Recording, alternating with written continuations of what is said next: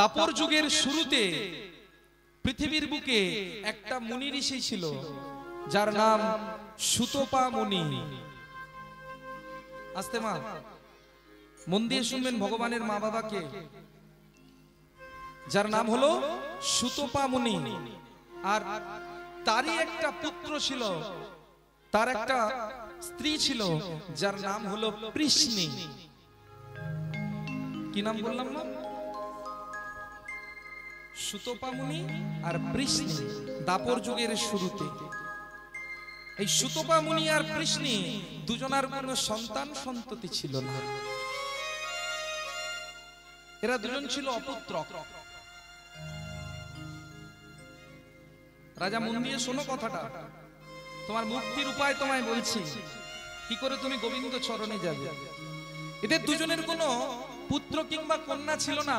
এরা অবিরাম ভগবানকে ডেকে যেত, প্রভু কৃপা করে একটা বার নেমে এসো, প্রভু কৃপা করে একটা বার আমাদের গর্ভে একটা সন্তান দাও।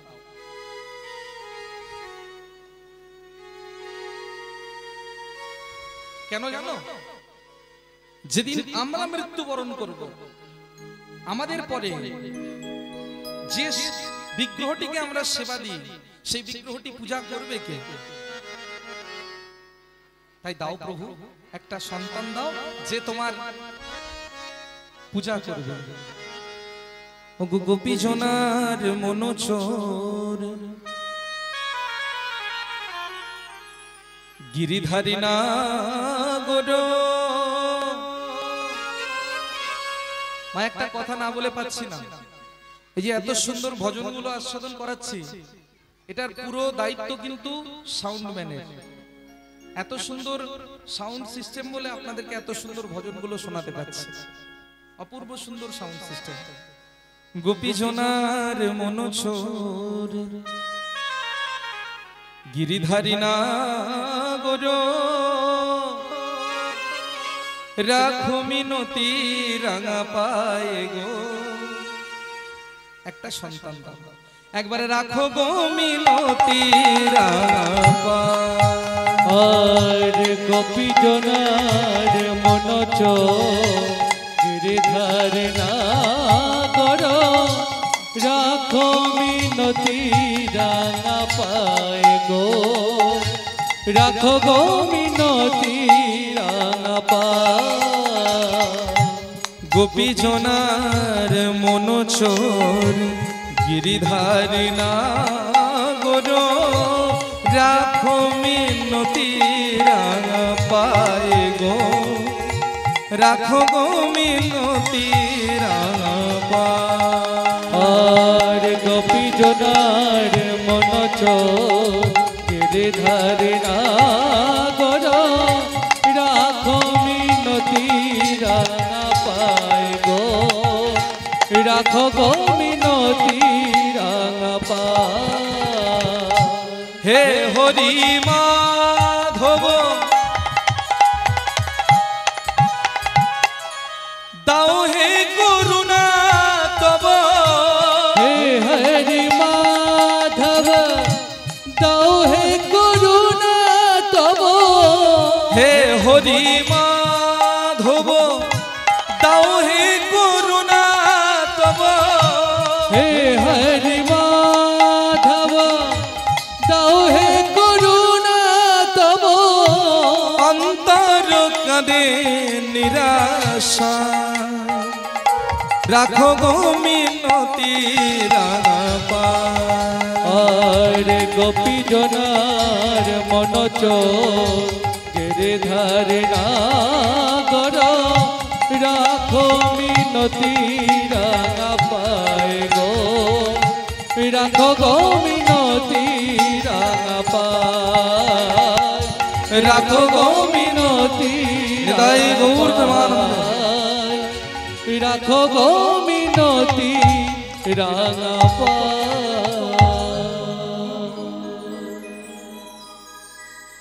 জন্ম কথাটা শোনাচ্ছে মা, কে শোনাচ্ছে? সুখদেব গোস্বামী মহারাজ। কাকে শোনাচ্ছে? রাজা পরীক্ষিতকে। সেই সুতপা মুনি আর তার স্ত্রী পৃষ্ণির কোনো সন্তান সন্ততি ছিল না। দুজনে যখন অবিরাম ভগবানকে ডেকে যেত, প্রভু আমাদের সন্তান একটা পাঠাও, যাতে সে তোমার নাম করতে পারে, আমাদের মৃত্যুর পর সে তোমার সেবা দিতে পারে, একটা সন্তান পাঠাও।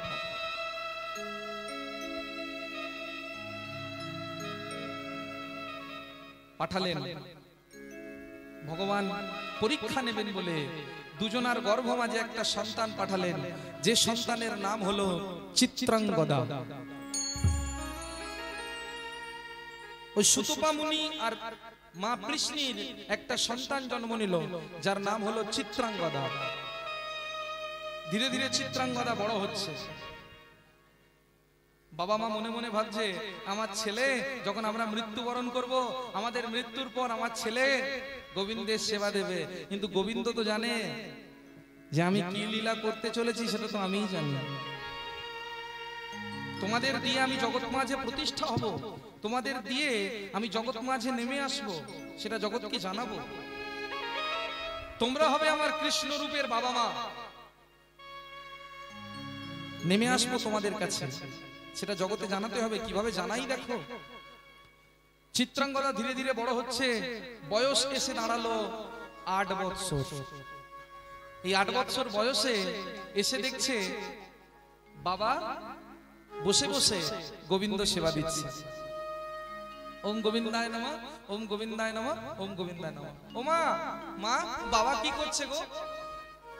বাবা চিত্রাঙ্গদা, তোর বাবা গোবিন্দের সেবা দিচ্ছে, গোবিন্দের বিগ্রহের সেবা দিচ্ছে। ওই বিগ্রহের সেবা হয়ে গেলে যেটা সেবা হবে, সেটা আমরা 2-3 জনাই প্রসাদ পাবো। ওমা তাহলে আমিও দেব।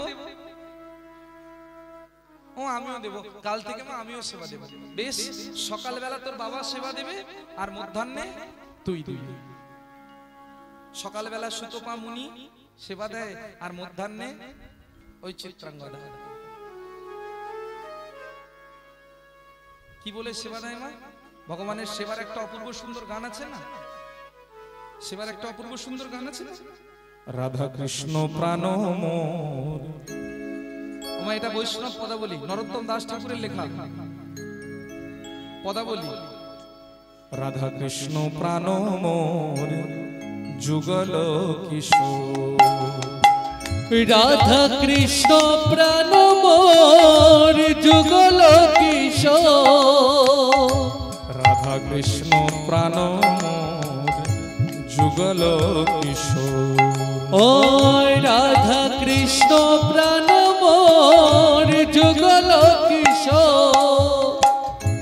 জীবনে মরণে জীবের, জীবনে মরণে জীবে, জীবনে মরণে জীবের, জীবনে মরণে জীবে। গতি নাহি মোর যুগল কিশোর। ও রাধা কৃষ্ণ প্রাণ মোর যুগল কিশোর। রাধা কৃষ্ণ প্রাণ মোর যুগল কিশোর। কালিন্দির কুলে কেলি তমালের বন, রতন বেদীর উপর বসাবো দুজন। গাঁথিয়া মালতীর মালা দিব দুহার গলে, অধরে তু লিয়া দিব কর্পূর তাম্বুলে। কালিন্দির কুলে গেলি তমালের বন, রতন বেদীর উপর বসাবো। শ্যামগরি অঙ্গে দিব ছুয়া চন্দনের গন্ধ, চামর দুলাব কবে ফেরব মুখ চন্দ্র। চামর দুলাব কবে ফেরব মুখ চন্দ্র। দুজনকে চুয়া চন্দন মাখিয়ে রতন বেদীর উপর বসিয়ে কত সুন্দর পদাবলীটি লিখেছেন।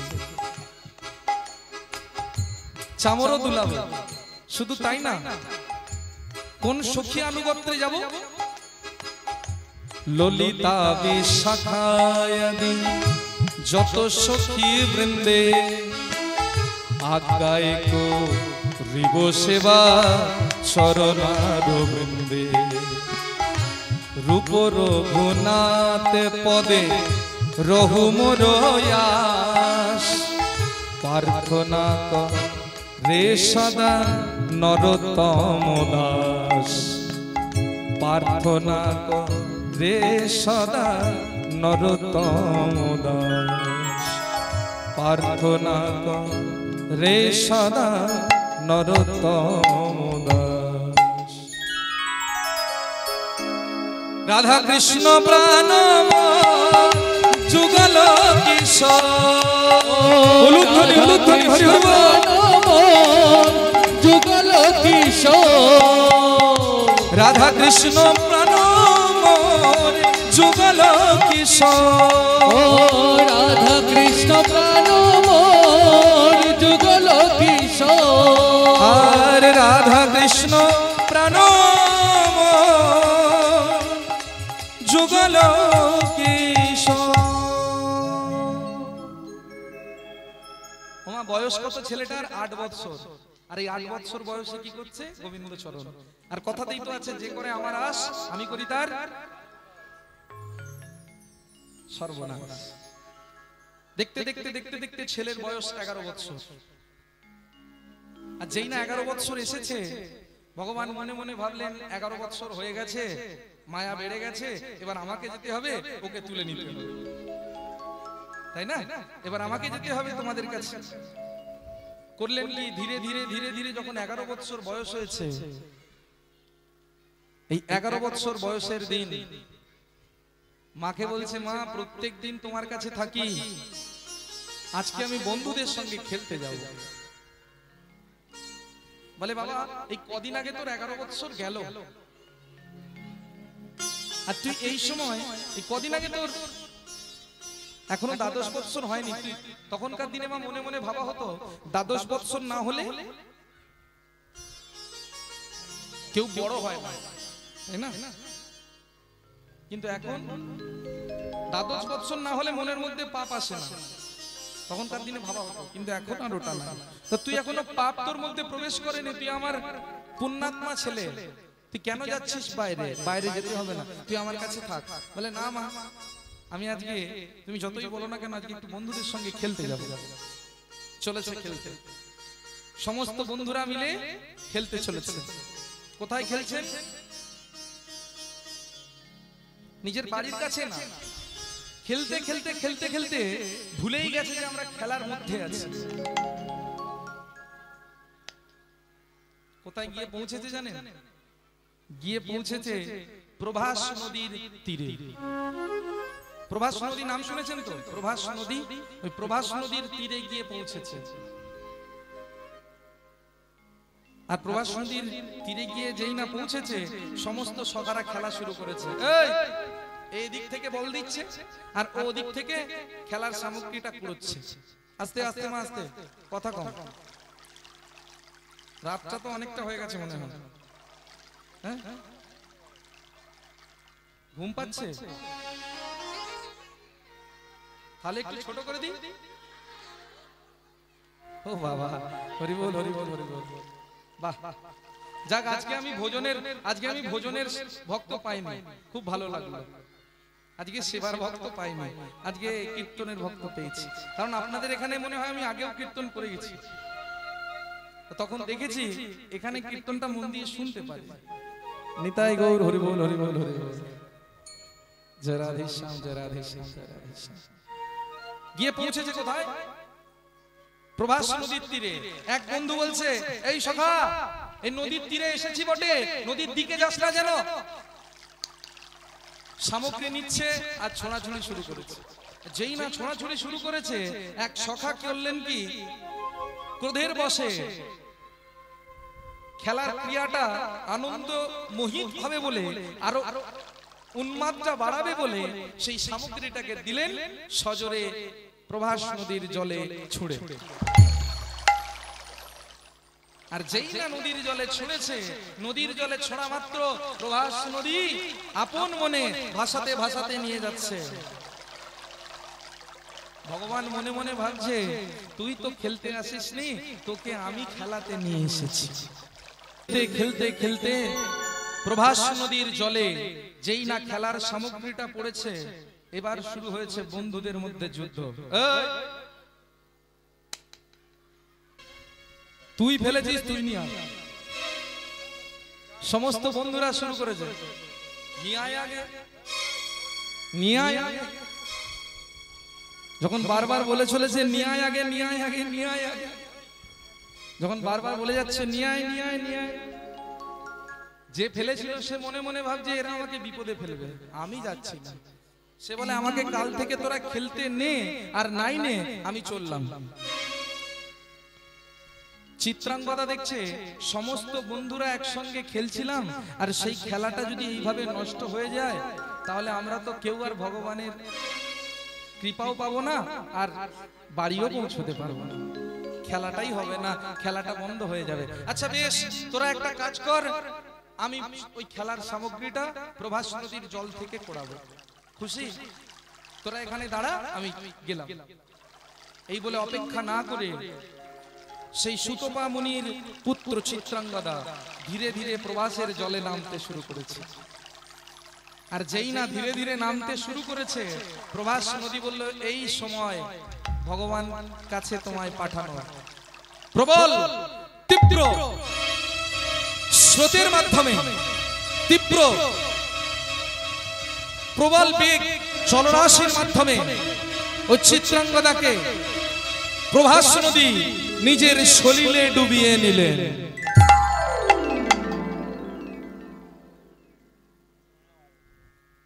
প্রভাস নদীর জলের মধ্যে ডুবে গেছে।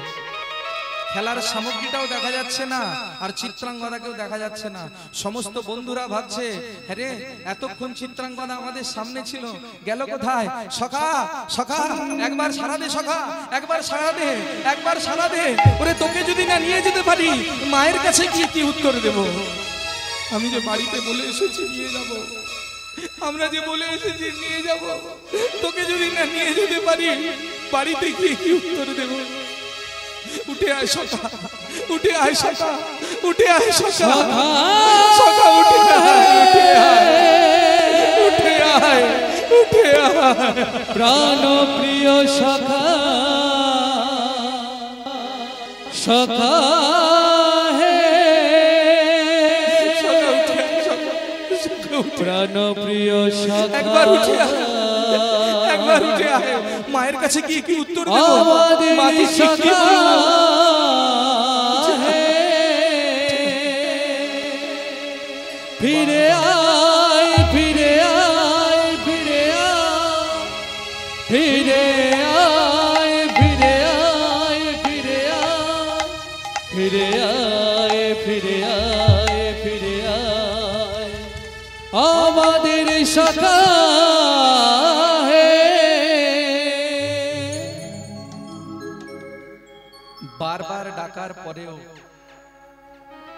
যখন চিত্রাঙ্গদার আর কোনো আওয়াজ পেল না, সমস্ত বন্ধুরা ছুটেছে মা কৃষ্ণীর কাছে। মায়ের সন্তান জলে ডুবে মারা গেছে, মাকে গিয়ে বলতে হবে। সমস্ত বন্ধুরা ছুটতে শুরু করেছে, ছুটতে ছুটতে ছুটতে ছুটতে মায়ের কাছে এসে, মা কৃষ্ণী, মা আমাদেরকে তুমি ক্ষমা করো, আমরা তোমার সন্তানকে নিয়ে খেলতে গিয়েছিলাম, কিন্তু বুঝতে পারিনি যে আজকের দিনটা তার শেষ দিন হবে, আজকের দিনে যে সে মারা যাবে বুঝতে পারিনি, মা ক্ষমা করো। আমার পুত্র? হ্যাঁ মা, তোমার পুত্র চিত্রাঙ্গদা ওই প্রভাস নদীর জলে ডুবে মারা গেছে। বাহ প্রভু, নিয়েই যদি নেবে দিয়েছিলে কেন?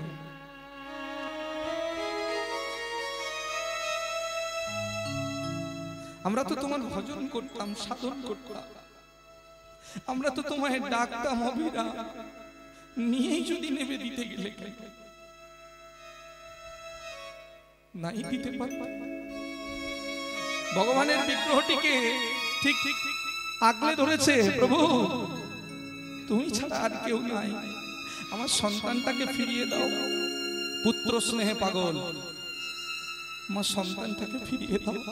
আর কিছু চাই না, আর কিছু চাই না, শুধু আমার সন্তানটিকে একবার ফিরিয়ে দাও।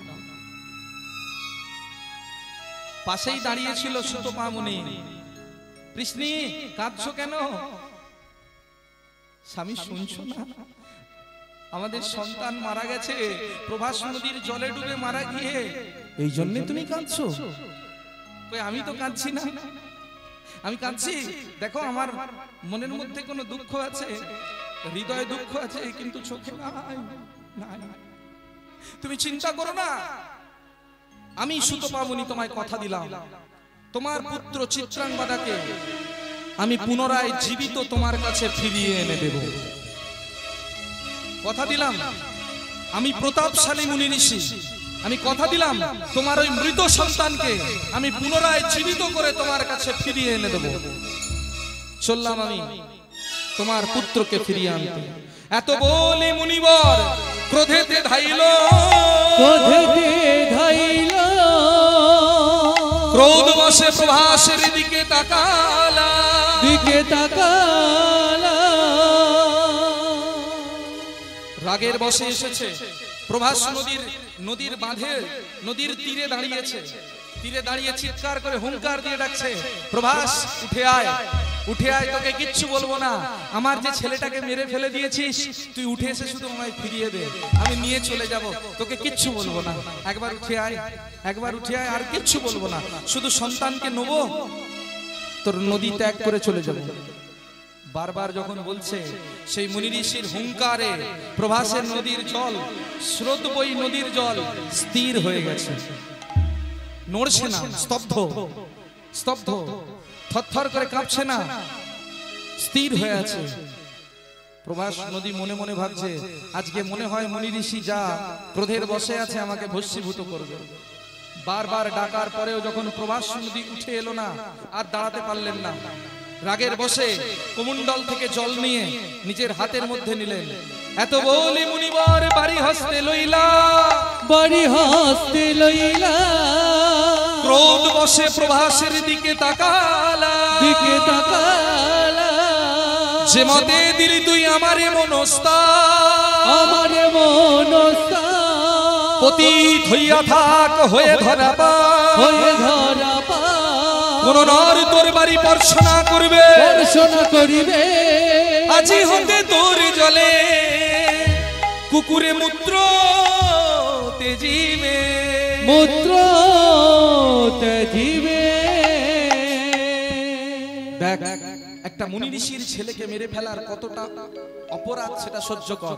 আমি তোকে অভিশাপ দিলাম, আজ থেকে তোর জল আর পুজো হবে না, তুই হবি পৃথিবীর মধ্যে অপবিত্র নদী, তোর নদীতে কুকুরে মূত্র ত্যাগ করবে, এছাড়া তোর নদীর জল আর কোনো কাজে লাগবে না।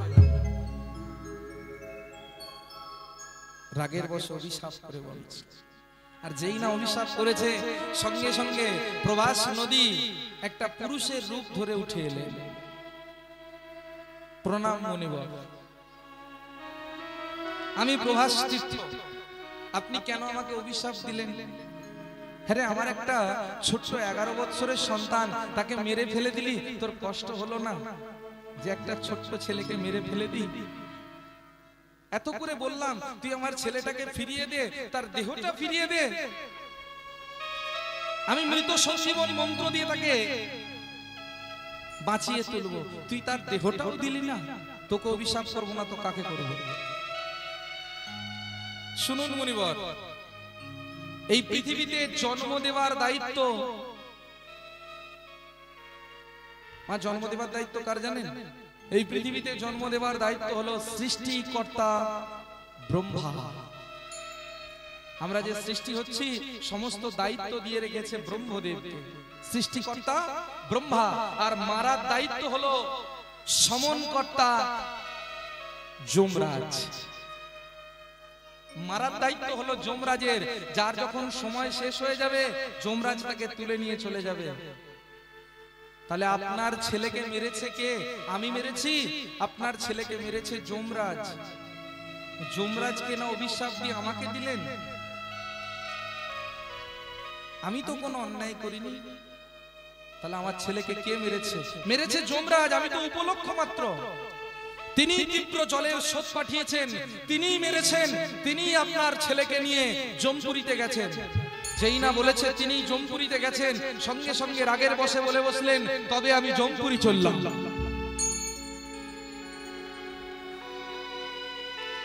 মুনিবর জমপুরি যেতে চান? হ্যাঁ, আমি জমপুরি যাব, আর সেই জমপুরিতে গিয়ে আমি যমরাজের কাছ থেকে আমার ছেলেকে ফিরিয়ে আনবো, মুক্তি দেব না। চললাম জমপুরি। দাঁড়ান, আপনি জমপুরি যান, বিষ্ণুলোক যান, ব্রহ্মলোক যান, আমার কোনো যায় আসে না, কিন্তু বলুন আপনি যে অভিশাপ দিলেন আজ থেকে আমি অপবিত্র নদী হয়ে থাকবো, আমার নদীর জল কোনো কাজে লাগবে না, আমি কি সারা জীবন এই অপবিত্র নদী হয়ে পড়ে থাকবো? আমার জল কি কোনোদিন কোনো দেবতার চরণে পুজো পাবে না? আমি কি অস্পৃশ্য হয়ে থাকবো? না, তুই আবার মুক্তি পাবি। কবে জানিস? যদি কোনোদিন ভগবান তোর তীরে এসে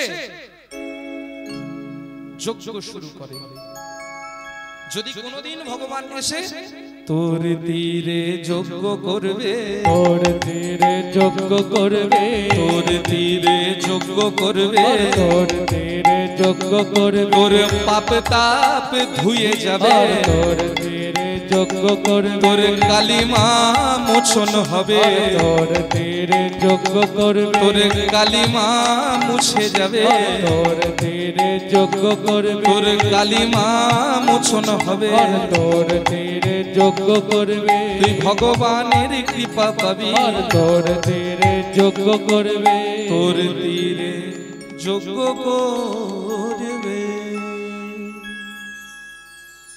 ওমা, প্রভাসের তীরে ভগবান একটা যজ্ঞ করেছিল, প্রভাস যজ্ঞ। লীলাটি শুনেছেন? প্রভাস যজ্ঞ। প্রভাস নদীর তীরে ভগবান একটি যজ্ঞ করেছিলেন। কোন মা, দুটো মা তো ভগবানের, একটা মা যশোদা, একটা দেবকী। কোন মা তার সব থেকে প্রিয় সেটা প্রমাণ করার জন্য প্রভাস নদীর তীরে একটা যজ্ঞ করেছিল, যে যজ্ঞের নাম প্রভাস যজ্ঞ। এই লীলার মধ্যে ভগবান প্রমাণ করে দিয়েছিলেন যে এই প্রভাসকে কিভাবে উদ্ধার করতে হয়, আর মায়ের কিভাবে মনোবাসনা পূরণ করতে হয়। প্রভাস, আমি তোকে আশীর্বাদ করলাম, যদি কোনোদিন ভগবান এসে তোর নদীর তীরে দাঁড়িয়ে যজ্ঞ করে, তোর নদীর তীরে যজ্ঞ অনুষ্ঠান করে, সেদিন তুই উদ্ধার হবি। আমি এখন চলি, জমপুরি যেতে হবে, নিজের ছেলেকে ফিরিয়ে আনতে হবে না? চললাম। এই বলে নিজের ছেলেকে আনতে প্রভাস নদীর তীর থেকে চলেছে জমপুরিতে। সমনের কথা শুনি জমালয়ে ধাইল, আর সমনের কথা শুনি জমালয়ে ধাইল, সমনের কথা শুনি জমালয়ে ধাইল, সমনের কথা শুনি জমালয়ে ধাইল, আর সমনের কথা শুনি জমালয়ে ধাইল, চলিতে চলিতে মনে ডাকিতে লাগিল, আর চলিতে চলিতে মনে ডাকিতে লাগিল, আবার চলিতে চলিতে মনে ডাকিতে লাগিল, আর চলিতে চলিতে মনে ডাকিতে লাগিল, কোথায় গেলি ওরে সমন, কোথায় গেলি ওরে সমন, কোথায় গেলি ওরে সমন, কোথায় গেলি ওরে সমন, তোরে করব আমি নিধন, কোথায় গেলি ওরে সমন, তোরে করব আমি নিধন, কোথায় গেলি ওরে সমন, তোরে করব আমি নিধন। কোথায় গেলি ওরে সমন। ডাকছে কাকে জানেন মা? কোথায় গেলি ওরে সমন, যমরাজকে ডাকছে। এই যম, কোথায় গেলি? যখন বারবার ডেকে চলেছে, যমরাজ সঙ্গে সঙ্গে, মুনিবর আপনি আমাকে ডাকছেন কেন? তুই আমার ছেলেকে মেরে ফেলে দিয়েছিস, তো লজ্জা করছে না? আচ্ছা আচ্ছা আচ্ছা, আমি আপনার ছেলেকে মেরেছি তো, আপনি চলুন আমার সঙ্গে চলুন, আমি আপনার ছেলেকে ফিরিয়ে দেবো, আপনি নিয়ে বাড়ি চলে যাবেন। খুশি? যেই না বলেছে যে আপনার ছেলেকে আমি মেরে নিয়ে এসেছি, আপনার ছেলেকে আমি ফিরিয়ে দেবো, আপনি নিয়ে চলে যান। সুতপা মুনি মনে মনে ভাবছে আমার ছেলেকে মেরেও দিল, আবার আমায় দিয়েও দেবে। যাই হোক, আমি তো আমার ছেলেকে আনতে এসেছি, আমার ছেলেকে নিয়ে যাওয়া নিয়ে কথা, তাই না? এই বলে যমরাজের সঙ্গে সশরীরে দেহ নিয়ে প্রবেশ করছে জমপুরির ভেতরে। সমনের কথা শুনি জমালয়ে ধাইল, আর সমনের কথা শুনি জমালায় ধাইল আর সমনের কথা শুনি জমলায় ধাইল আর সমনের কথা শুনি জমালায় ধাইল আর সমনের কথা শুনি জমলায় ধাইল চলিতে চলিতে মনি ভাবিতে লাগিল আর চলিতে চলিতে মনি ভাবিতে লাগিল আবার চলিতে চলিতে মনি ভাবিতে লাগিল আর চলিতে চলিতে মনি ভাবিতে লাগিল অনেক ভাগ্যের ফলে জমপুরিতে এসেছি একবার জমপুরিটা একটু ঘুরে দেখি যেই না ঘুরতে শুরু করেছে মনে মনে ভাবছে আমার স্ত্রী সেখানে অপেক্ষা করছে আমার ছেলেকে ফিরিয়ে নিয়ে গেলে তবে তার চোখের জল মুছবে তবে সে ছেলেটাকে জড়িয়ে ধরে আদর করতে পারবে দেরি করব না ছেলেকে নিয়ে চলে যায় এই আমার ছেলে কোথায় আছে সেখানে নিয়ে চল চলুন চলুন চলুন সমনের কথা শুনি উত্তরে ধাইল আর সমনের কথা শুনি উত্তরে ধাইল সমনের কথা শুনি উত্তরে ধাইল আর সমনের কথা শুনি উত্তরে ধাইল মা জমপুরির দুটো দিক খুব একদিক খুব সুন্দর আর একদিকটা খুব বাজে উত্তর দিকটা খুব সুন্দর যারা পুণ্য করে তারা উত্তর দিকে গিয়ে ঠাঁই পায় আর যারা পাপ করে তারা দক্ষিণ দিকে গিয়ে ঠাঁই পায় বলে না জমের দক্ষিণ দিক তারা জমের দক্ষিণে গিয়ে ঠাঁই পায় একজন উত্তরে আর একজন দক্ষিণে তা আপনার ছেলে তো 11 বছর বয়স পুণ্যাত্মা আপনার ছেলে তাই উত্তর দিকে আছে চলুন আপনি আমার সঙ্গে আমি আপনার ছেলেকে দিয়ে দেবো নিয়ে চলে যাবেন সমনের কথা শুনি উত্তরে ধাইল আর সমনের কথা শুনি উত্তরে ধাইল কোথায় পুত্র ডাকিতে লাগিল আর কোথায় পুত্র ডাকিতে লাগিল কোথায় পুত্র ডাকিতে লাগিল আর কোথায় পুত্র ডাকিতে লাগিল বাবা কোথায় আছিস রে একবার দেখা দে যেই না উত্তর দিকে প্রবেশ করেছে উত্তর দিকের দরজাটা যমরাজ যেই না খুলেছে যমরাজ দরজাটা খোলা মাত্র দেখছে সেই মৃত সন্তান সেই চিত্রাঙ্গদা উত্তর দিকের দরজার ঠিক পাশেই দাঁড়িয়ে আছে আর ঢুকবো না ওই আমার ছেলেকে পেয়েছি আমি ছেলেকে নিয়ে চলে যাব আচ্ছা নিয়ে তো যাবেন একবার ডেকে দেখুন আপনার ছেলেকে ডেকে নিয়ে যান এমনি এমনি তো ধরে নিয়ে যেতে পারবেন না একবার ডেকে নিয়ে যান এতটা এসেছেন কিছু বলিনি শুধু একটা কথা বলি আপনার ছেলে যদি ডাকে সাড়া দেয় আপনি নিয়ে চলে যান একবার আয়না বাবাই আমার কাছে আর আয়না বাবাই আমার কাছে আয়না বাবাই আমার কাছে আর আয়না বাবাই আমার কাছে তোর বাবাকে তুই গেলি ভুলে আর আয়না বাবাই আমার কাছে তোর মাকে তুই গেলি ভুলে আর আয়না বাবাই আমার কাছে তোর বাবাকে তুই গেলি ভুলে আর আয়না বাবাই আমার কাছে বারবার যখন ডেকে যাচ্ছে আয়না বাবা আমার কাছে ছেলেটা ঠিক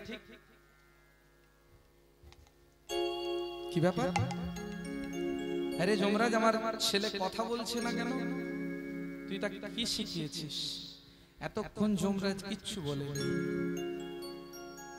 শুধু রাগটা কিভাবে কমবে চিন্তা করছিল যেই না রাগ কমেছে আর থাকতে পারলেন না যমরাজ চিৎকার করে বলে বসলেন মুনিবর আপনি হতে পারেন পৃথিবীর বুকে একটা প্রতাপশালী মুনি কিন্তু জানেন আপনি পুত্রের মায়ায় আপনি পুত্রের প্রেমে পাগল হয়ে গেছেন পাগল আপনি জানেন না যে একবার পৃথিবী থেকে চলে আসে তার পৃথিবীর বুকে আর ঠাঁই নাই যে একবার পৃথিবীতে মৃত্যুবরণ করে সে আর দ্বিতীয়বার পৃথিবীতে পৌঁছায় না আপনি সেটা জানেন না সেটা জানার সত্ত্বেও আপনি এসে এখানে উপস্থিত হলেন ছি ছি ছি ছি ছি আপনি এত কিছু জেনেও এত মূর্খের মতো কাজ করলেন কি করলেন আপনি এত কিছু জানার পরেও কেন এলেন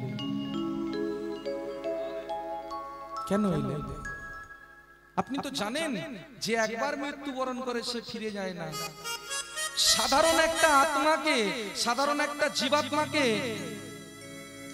জন্ম দিয়ে এত চোখের জলে ভাসছেন তাহলে যদি ভগবান শঙ্খ চক্র গদা পদ্মধারী নারায়ণকে নিজের পুত্র রূপে পেতেন আপনি কি করতেন এই কথাটা যেই না বলেছে কথাটা গিয়ে একদম ব্রহ্মতালুতে লেগেছে ঠিক তো একটা সাধারণ আত্মার জন্য এত চোখের জলে ভাসছি আমি যদি ভগবানকে পুত্র রূপে পাই, হ্যাঁ রে জম, তাহলে এ সন্তান না, একে ভুলে যান, এ আর যাবে না। যেই না বলেছে এ আর যাবে না, বেশ আমি একে আর নিয়ে যাব না। আজ থেকে আমার মনের মধ্যে একটাই ইচ্ছা থাকবে, যদি ভগবান তুমি পৃথিবীর বুকে আসো, আমরা তোমার গর্ভধারিণী পিতামাতা হতে চাই, আমরা তোমার জন্মদাতা পিতামাতা হতে চাই। হে শঙ্খ চক্র গদা পদ্মধারী, তুমি এই দাপর যুগে যে রূপেই এসো না কেন, আমরা তোমার পিতামাতা হতে চাই। ছুটতে ছুটতে আসছে কৃষ্ণী, কৃষ্ণী, স্বামী এনেছো আমার আমার আমার আমার চিত্রাঙ্গদাকে এনেছো, এনেছো, পেয়েছো, পেয়েছো। ভুলে যাও চিত্রাঙ্গদার কথা,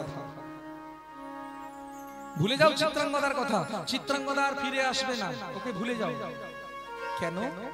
আজ থেকে আমাদের দুজনের মনে একটাই বাসনা থাকবে, যতক্ষণ দেহের মধ্যে প্রাণ আছে, যতক্ষণ নিঃশ্বাসটা চলছে, যতক্ষণ প্রাণ চলছে, যতক্ষণ মুখের মধ্যে থেকে শব্দ বেরিয়ে আসবে, ততক্ষণ একজনকেই ডেকে যাব আর অবিরাম বলে যাব যে প্রভু দেখা দাও, আমরা যেন তোমায় পুত্র রূপে পেতে পারি। ভুলে যাও চিত্রাঙ্গদার কথা। তাই হলো, তাই হলো।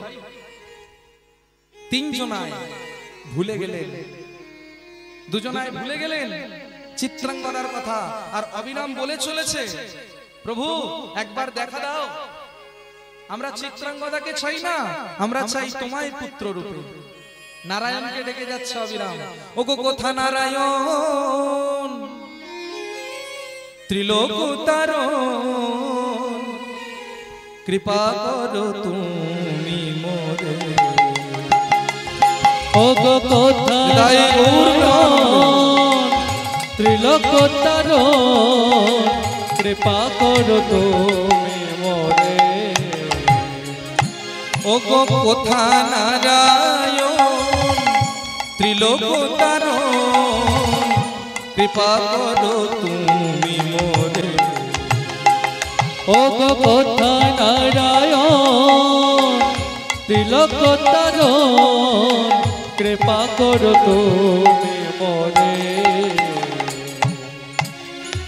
অগতির গতি তুমি অকুলের আর গতির গতি তুমি অকুলের অগতির গতি তুমি অকুলের আর গতির গতি তুমি অকুলের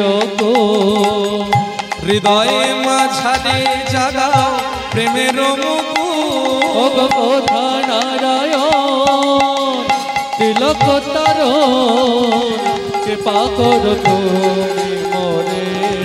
আজ কোথা নারায়ণ, ত্রিলোকতারণ, কৃপা করো তুমি মোরে। নারায়ণ হে ভক্তবৎসল দেখা দাও, দেখা দাও প্রভু।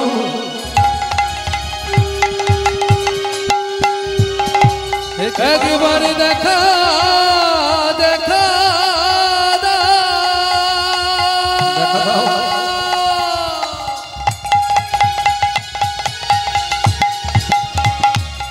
একবার দেখা দাও,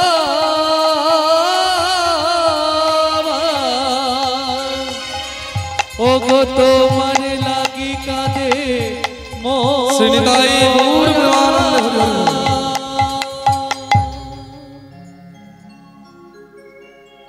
যিনি আজকে এই ক্যামেরাটি অপারেটিং করছেন তাকেও ধন্যবাদ জানাতে হবে, সত্যি ধন্যবাদ জানাতে হবে। যখন যার নাম করছি সে এসে যাচ্ছে চোখের সামনে, মহাদেবের নাম মহাদেব এসে যাচ্ছে, নারায়ণের নাম নারায়ণ এসে যাচ্ছে, তাকেও ধন্যবাদ জানাই। নিতাই গৌর প্রেমানন্দে হরি হরি হরি বল, হরি বল। অবিরাম ডেকে যাচ্ছে কোথা নারায়ণ, তিলকতারণ, কৃপা করো তুমি মোরে। এমন ভাবে ডাকছে বৈকুণ্ঠের আসনটা টলমল টলমল করে কাঁপতে শুরু করেছে। বৈকুণ্ঠের আসন চলছে, মা কমলা পাশে বসে বলছে, প্রভু আসনটা টলছে কেন? বলে আর বলো না, একটা মুনি ঋষি সুতপা মুনি আর তার স্ত্রী বৃষ্ণি দুজনে অবিরাম ডেকে যাচ্ছে, দেখা দাও দেখা দাও দেখা দাও দেখা দাও, অবিরাম ডেকে চলেছে। এখন কি করি বলো তো? প্রভু এইভাবে যখন ডাকছে তুমি এখনো কেন দেরি করছো?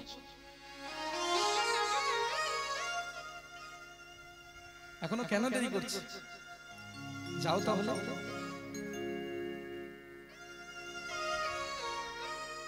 যাও তুমি তাদের দর্শন দিয়ে এসো। যেই না মা কমলা বলেছে যাও তাদের দর্শন দিয়ে এসো, ভগবান আর এক মুহূর্ত দেরি করলেন না। মা কমলার কাছে অনুমতি নিয়ে চললেন কোথায়? সেই মুনি ঋষির কাছে, সুতপা মুনি আর তার স্ত্রী কৃষ্ণের কাছে। চোখ খোল, দেখ আমি তোদের আরাধ্য দেবতা স্বয়ং শঙ্খ চক্র গদা পদ্মধারী নারায়ণ। চোখ খোল, দেখ দেখ দেখ আমি তোর শঙ্খ চক্র গদা পদ্মধারী নারায়ণ, যাকে এতক্ষণ ডাকছিলি এসে উপস্থিত হয়েছে। চোখটা খোল। যেই না বলেছে সঙ্গে সঙ্গে অনাহারে থাকা মুনি ঋষি, সঙ্গে সঙ্গে একটা বস্ত্রে থাকা মুনি ঋষি, সঙ্গে সঙ্গে নিঃশ্বাসটুকুকে আশ্রয় করে বেঁচে থাকা মুনি ঋষি চোখটা খুলে বসলেন। আর চোখ খুলে দেখছে সামনে আর অন্য কেউ না, দাঁড়িয়ে আছে স্বয়ং শঙ্খ চক্র গদা পদ্মধারী নারায়ণ। হৃদয় গৌর হরি বল হরি বল। ঠাকুর এসেছো, ঠাকুর এসেছো, ঠাকুর তোমার শ্রী চরণে প্রণাম। তা কেন ডাকলি সেটা তো বল। ঠাকুর এসেছো যখন একটু জয়ধ্বনি করব। আমরা দুজন অবিরাম ডেকে তোমায় এনেছি, একবার দুজনে মিলে জয়ধ্বনি করি। জয় হো ভগবান শ্রী বিষ্ণু নারায়ণ কি জয় হো। বাহ, এবার বল কেন ডাকলি? বলে প্রভু ডাকার কারণ একটা, তুমি তো সবই জানো। একটা ছেলে ছিল চিত্রাঙ্গদা, ওই প্রভাস নদীর জলে ডুবে মারা গেছে। দুজনে আমরণ, একটাই ইচ্ছা মনের মধ্যে, তোমাকে পুত্র রূপে পেতে চাই।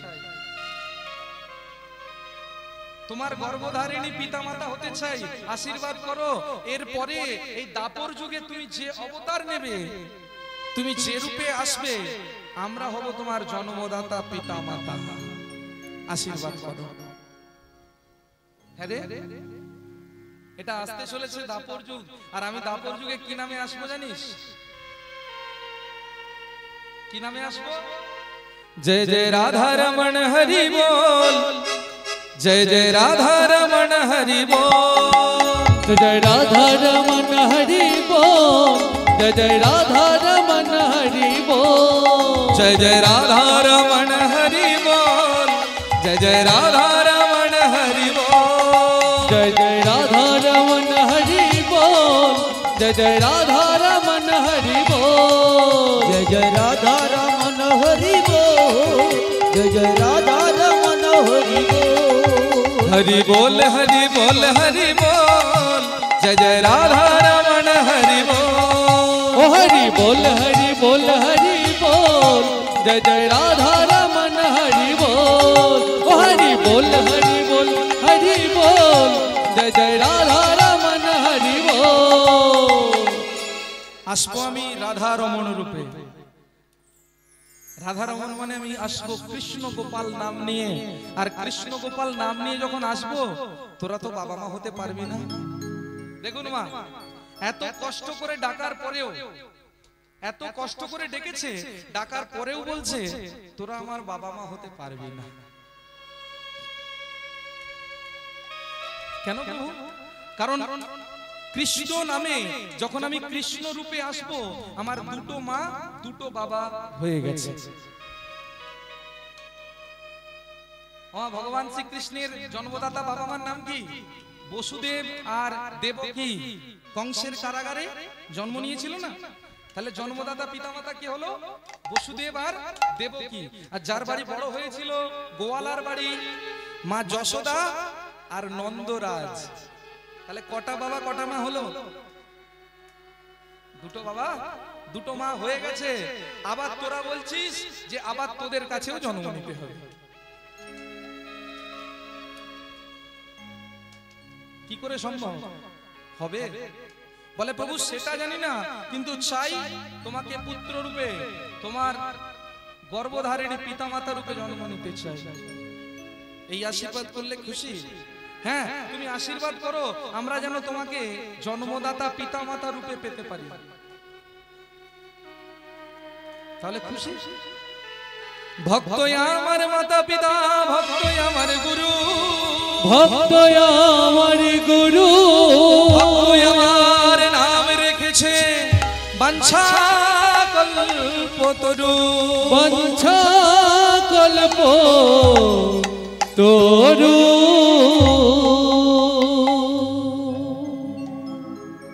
বল তোরা জন্মদাতা পিতামাতা হতে চাস না আমার পালিত পিতামাতা হতে চাস? আমরা আপনার জন্মদাতা পিতামাতা হতে চাই। তাহলে কিন্তু কষ্ট করতে হবে, পারবি তো? আমরা সব কষ্ট করতে রাজি, আপনি আশীর্বাদ করুন। তথাস্তু।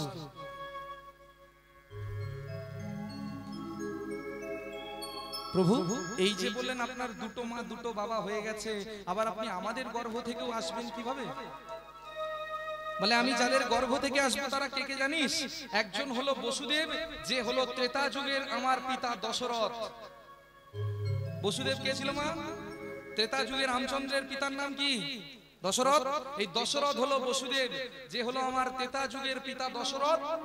আর আমার বই মাতা মানে আমার সৎ মা ভরতের মা কইকেয়ী। কইকেয়ীকে রামচন্দ্রের মা কৌশল্যা অভিশাপ করেছিল, ওরে কইকেয়ী তুই আমার ছেলেটাকে 14 বৎসর বনে পাঠিয়ে দিলি, আমি 14 বৎসর আমার ছেলেকে দেখতে পাবো না, আমি তোকে অভিশাপ করলাম, আমার ছেলে তোর ঘরে জন্ম নেবে, কিন্তু তোর কাছ থেকে জন্ম নেবার পর সঙ্গে সঙ্গে চলে যাবে। তুই সেদিন বুঝতে পারবি, সেদিন জানতে পারবি মা হওয়ার যে কি যে ব্যথা, মার গে কি যে ব্যথা, মা হওয়া যে কি যে ব্যথা, আর মা গে কি যে ব্যথা। মা হওয়ার কি ব্যথা সেদিন তুই বুঝতে পারবি, তার আগে বুঝবি। সেই জন্যে আমি বসুদেব আর দেবকীর ঘরে জন্ম নেব। বসুদেব হবে আমার পিতা দশরথ, আর তার স্ত্রী আমার বই মাতা কইকেয়ী। ওদের গর্ভে জন্ম নেব। এবার তোদেরকেও কষ্টটা ভোগ করতে হবে। আর আমি যাদের কাছে বড় হয়ে উঠবো তারা কে কে জানিস? তারা হলো আমার পালিত মাতা মা যশোদা আর পিতা নন্দরাজ। এই যশোদা কে জানেন মা? একটু জেনে নিন। ভগবান শ্রীকৃষ্ণের মা যশোদা কে? পৃথিবীর বুকে একটা সতী ছিল যার নাম হলো ধরা সতী, ধরা ব্রাহ্মণী। ভগবান একদিন ওই ধরার বাড়ি গিয়েছিল কি করতে? বৈষ্ণব সেবা দিতে। আর ধরার বাড়িতে একটা টানা করি নাই, মানে একটা চালের দানা পর্যন্ত নাই যে ভগবানকে সেবা দেবে। কি করবে? একটা মুদির দোকানে গেছে, আর মুদিটা আর অন্য কেউ না, মুদিটা হলো স্বয়ং দেবাদিদেব। ও মুদি, তোমার দোকানে একটু চাল আমায় দেবে, আমার বাড়িতে না ছোট্ট ছোট্ট দুটো বালক এসেছে, তাদের মুখে কিছু তুলে দেবে, আমার একটু চাউল দেবে। যেই না কথাটা বলেছে, সঙ্গে সঙ্গে মুদি দোকানদার পরীক্ষা নেওয়ার জন্য বলে বসলেন, আমি তোমায় চাউল দিতে পারি, শর্ত একটা, কি? নিজের একটা স্তন আমায় কেটে দিতে হবে। বুক থেকে একটা মাংসপিণ্ড কেটে ভোলানাথের হাতে দিয়ে দিলেন। আর যেই না হাতে দিয়েছে, ভোলানাথ সঙ্গে সঙ্গে সেই মাংসপিণ্ডটিকে পৃথিবীর বুকে ফেলে দিলেন। সৃষ্টি হলো একটা ফলের গাছ, আর সেই ফল গাছটাকে অনুসরণ করে বলে বসলেন, ওরে বৃক্ষ, তোর পাতা আর তোর ফল ছাড়া আমি পুজো নেব না। কি গাছ সৃষ্টি হলো মা? ভোলানাথ কার পাতা কার ফুল দিয়ে পুজো নেন? বেল গাছ। এই ধরা ব্রাহ্মণী নিজের একটা স্তন বাঁধা দিয়ে হাতে চাউল নিয়ে আসছে, আর বুক থেকে অঝরে রক্ত ঝরছে। নারদ বলছে ভগবান দুজনে তো পরীক্ষা নিতে এলাম, দুজনে তো পরীক্ষা নিতে এলাম, কিন্তু এরকম ভক্ত কি কোনোদিন দেখেছো? বুক থেকে অঝরে রক্ত ঝরছে, তোমার জন্য রান্না করছে, আমার বৈষ্ণবরা খাবে, আমার বৈষ্ণবরা সেবা নেবে, আমার বৈষ্ণবদের পেটের মধ্যে আহার যাবে। দেখেছো? বলে নারদ এত কষ্ট যদি না করে সে কি আর ভগবানকে পুত্র রূপে পাবে গো? আমি আশীর্বাদ করলাম ওর ওই রক্তের মান রাখতে, আমি জন্ম নেবার পর প্রথম স্তনদুগ্ধ পান করব ওই ধরাসতী। ওই ধরাসতী হবে আমার পালিত মাতা মা যশোদা, আর ওর স্বামী দ্রোণ সে হবে আমার পালিত পিতা, নাম হবে নন্দরাজ। নিতাই গৌর প্রেমানন্দে হরি হরি। এখন তুই বল, আমার দুটো বাবা দুটো মা হয়ে গেছে, তোদেরকে এবার কি করে আশীর্বাদ করি? তাহলে আশীর্বাদ তো তুমি করেছো, এবার আশীর্বাদ যখন করেছো সেটা তুমি কিভাবে পূরণ করবে সেটা তোমার কথা। বেশ, মিলিয়ে দিলাম তোদের দুজনকে আমার জন্মদাতা পিতামাতার সঙ্গে। বসুদেবের দেহ আর আত্মা, আর সুতপা তোর দেহ আর আত্মা দুটো একত্রিত হয়ে যাবে, পৃথিবীর বুকে জন্ম নেবে বসুদেব। আর আমার বইমাতা কইকেয়ী তার দেহ আর কৃষ্ণী তোর দেহ, দুটো দেহকে মিলিয়ে দেবো, এই দুটো দেহ থেকে নেমে আসবে মা দেবকী। এই দুজনের গর্ভে আমি জন্ম নেব। কোন দিন প্রভু? বলে সেটা আর অন্য কোনো দিন না, সেটা হলো পৃথিবীর বুকে সর্বশ্রেষ্ঠ অষ্টমী।